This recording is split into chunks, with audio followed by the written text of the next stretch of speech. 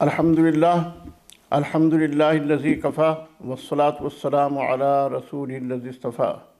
अम्मा बाद। हज़रात गिरामी, इस रमज़ान के मुबारक महीने में कुछ तो रमज़ान की खुसूसियात हैं जिस पर इंशाअल्लाह हम कल रोशनी डालेंगे, और रोज़े की खुसूसियात हैं। ये दोनों खुसूसियात मिलकर नूर अला नूर हो जाता है इस महीने में। यानी रोज़े का जो अजर सवाब है और रोज़े की जो फजीलत और अहमियत है, रोज़े की जो खुसूसियात हैं, रोज़े के जो फ़ज़ाइल हैं, वो एक तरफ हैं, और इस माह रमज़ान के फ़ज़ाइल, इसकी बरकतें, इसकी रहमतें और इसका मकाम और इसकी खुसूसियात वो अलग हैं। ये दोनों मिलकर यूँ समझिए एक हसीन संगम बनता है अजर सवाब का, रहमत व बरकत का। तो आज हम रोज़े की चंद खुसूसियात बयान करेंगे। 10 खुसूसियात रोज़े की हम इंशाअल्लाह आज बयान करेंगे, और कल को रमज़ान की खुसूसियात पर रोशनी डाली जाएगी। रोज़े की सबसे बड़ी खुसूसियत ये है कि ये तक़वा पैदा करने का सबसे मौसर ज़रिया है। ये एक रोज़ा इंसान की ज़िंदगी में एक नुमाया तब्दीली लाता है। रोज़ा इंसान के किरदार को बहुत बुलंदी पर ले जाता है। रोज़ा इंसान की सीरत को आला मकाम से रोशनास कराता है, इसलिए कि रोज़ा इंसान के दिल की आलाइशों गलाज़तों को साफ़ करता है और उसमें अजर व सवाब और अल्लाह ताला की रहमतों बरकत से उस दिल को मामूर कर देता है। रोज़े का सबसे अहम किरदार ये है कि वो हमारे अंदर तक़वे की सिफत पैदा करता है, और तक़वा आप जानते हैं कि यही मोमिन का सबसे बड़ा सरमाया है, यही आखिरत में उसके काम आने वाला है। या अय्युहल्लज़ीना आमनू कुतिबा अलैकुमुस्सियामु कमा कुतिबा अलल्लज़ीना मिन क़ब्लिकुम लअल्लकुम तत्तक़ून। ए लोगो, तुम पर रोज़े फ़र्ज़ किए गए हैं जैसा कि तुमसे पहले लोगों पर फ़र्ज़ किए गए थे, ताकि तुम तक़वा हासिल कर सको। तो रोज़े से तक़वा हासिल होता है, इंसान गुनाहों से बचता है और वो नेकी के रास्ते पर चलता, हर नेकी वो कमाता है। तो रोज़ा इंसान की तरबियत और उसका तज़किया करता है। चुनांचे अरबी में वो घोड़ा जिसको सिधाया गया हो, जिसको ट्रेन किया गया हो, उसे फ़रसुन स्वाइमुन कहते हैं। सिधाया हुआ घोड़ा, उसे भूखा प्यासा रखकर बहुत ज़्यादा चाको चौबंद फुर्तीला उसको बनाया जाता है।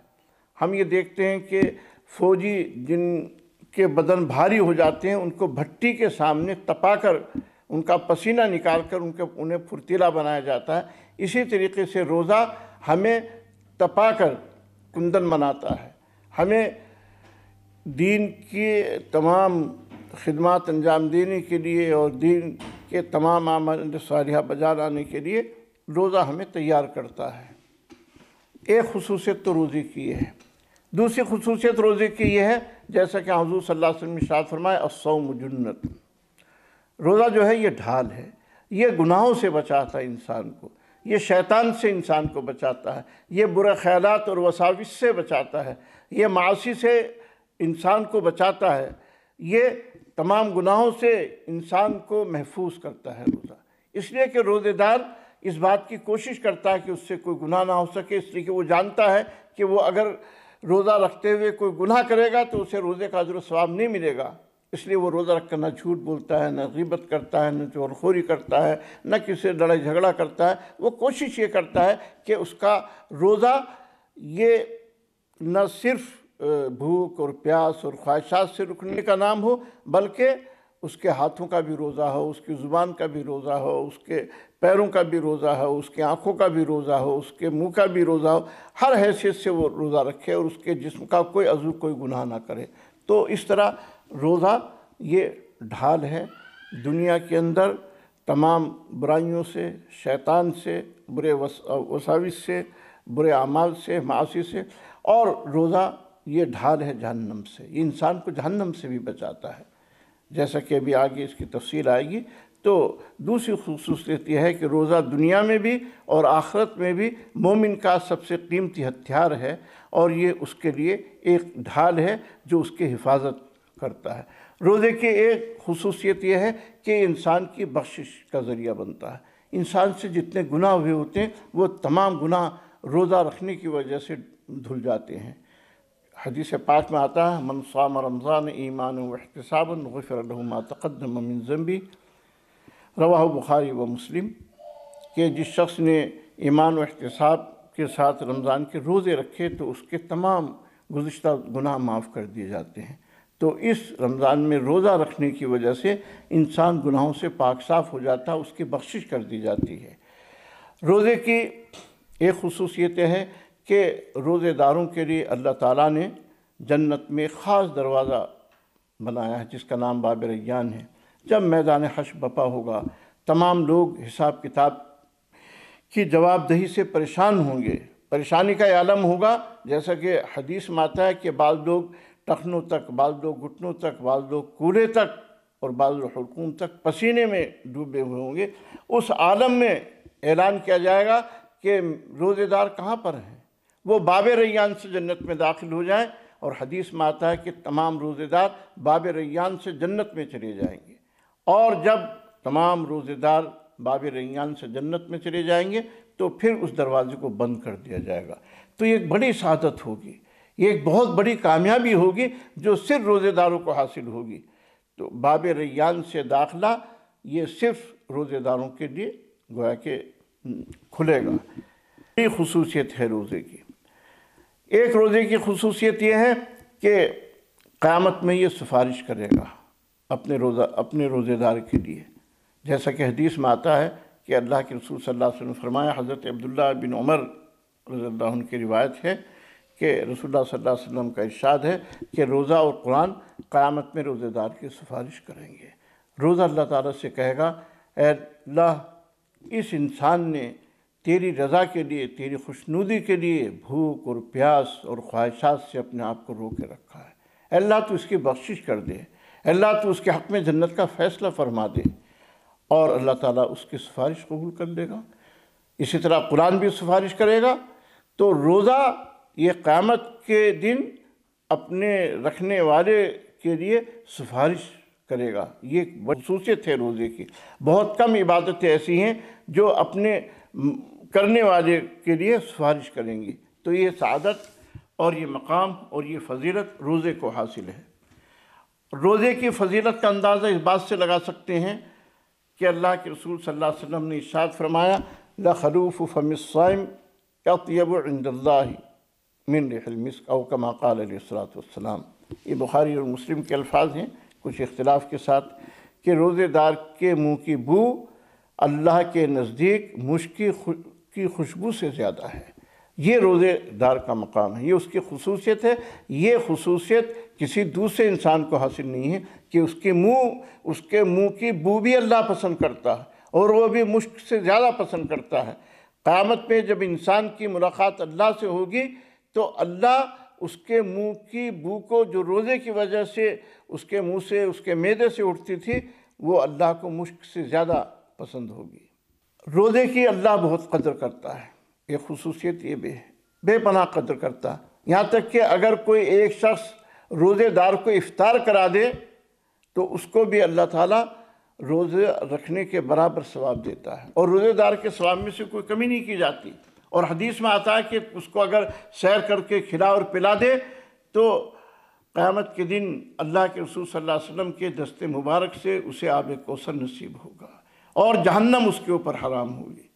تو روزے دار کی اللہ کی نظر میں اس قدر گویا کی اہمیت ہے اور اتنا مقام ہے، اتنی قدر ہے اللہ کی نظر میں۔ ایک خصوصیت یہ ہے کہ روزے دار کو دو خوشی حاصل ہوتی ہیں۔ حضور صلی اللہ علیہ وسلم نے ارشاد فرمایا، لِلصَّائِمِ فَرْحَتَانِ فَرْحَةٌ عِنْدَ فِطْرِهِ وَفَرْحَةٌ عِنْدَ لِقَاءِ رَبِّهِ أو كما قال علیہ الصلوۃ والسلام، کہ روزے دار کو دو خوشی حاصل ہوتی۔ ایک خوشی اس کو جب حاصل ہوتی ہے جب اس کا روزہ پورا ہوتا ہے اور وہ افطار کرتا ہے۔ ایک تو روحانی خوشی حاصل ہوتی کہ اللہ کا شکر ہے کہ میرا روزہ پورا ہو گیا، اور دوسری خوشی اسے جسمانی طور پر ہوتی ہے، اس کی رگیں تر ہو جاتی ہیں، اس کی بھوک ختم ہو جاتی ہے، روزہ مکمل ہونے کے بعد اسے ایک خاص آسودگی حاصل ہوتی ہے، تو اس وقت اسے ایک روحانی مسرت بھی حاصل ہوتی ہے۔ اور اس وقت ایک بڑی خوشی ہوگی جب وہ اللہ تعالیٰ سے ملے گا۔ للصائم فرحۃ عند لقاء ربی، جب وہ یہ دیکھے گا کہ روزے کا کتنا اجر و ثواب ہے اور یہ روزہ اس کے لیے جنت میں داخلے کا سبب بن رہا ہے، اس روزے کی وجہ سے اسے جہنم سے چھٹکارا مل رہا ہے، اس روزے کی وجہ سے اس کے تمام گناہ بخش دیے گئے ہیں، اس روزے کی وجہ سے اس کی سیئات حسنات میں تبدیل کر دی گئی ہیں، تو اس کو بے پناہ خوشی ہوگی۔ وَفَرْحَةٌ عِنْدَ لِقَاءِ رَبِّ، جب روزے دار اپنے رب سے ملے گا تو اسے ایک خاص خوشی حاصل ہوگی۔ اور اس کی 10ویں خصوصیت یہ ہے کہ اللہ نے خود ارشاد فرمایا، حدیث قدسی ہے، الصوم لی وَأَنَا أَجْزِي بِهِ، کہ بندہ روزہ میرے لیے رکھتا اور میں جتنا چاہوں گا اس کا بدلہ دوں گا۔ ہر نیکی کا ثواب 10 گنا، 70 گنا، 100 گنا، 700 گنا تک بڑھایا جا سکتا ہے، لیکن روزے کے اجر و ثواب کی کوئی حد متعین نہیں ہے، اللہ جتنا چاہے دے دے گا۔ اس لیے کہ اللہ تعالیٰ یہ کہتا ہے کہ بندہ میری رضا کے لیے میری خاطر دن بھر بھوکا پیاسا یہ رہا، اس کے سامنے اچھے مشروبات موجود تھے، یہ ہارا تھکا آتا تھا، اس کا جی چاہتا تھا کہ پانی پی لے، لیکن میری رضا کی خاطر یہ پانی نہیں پیتا تھا۔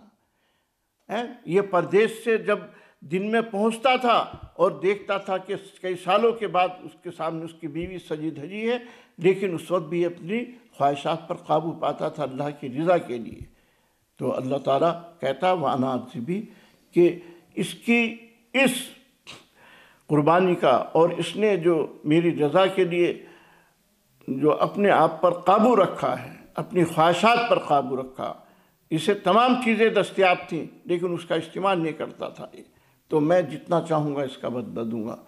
اور بعض شارحین نے اس کو یوں بھی پڑھا ہے وَأَنَا أُجْزَى بِهِ، کہ میں خود اس کا بدلہ بن جاؤں گا۔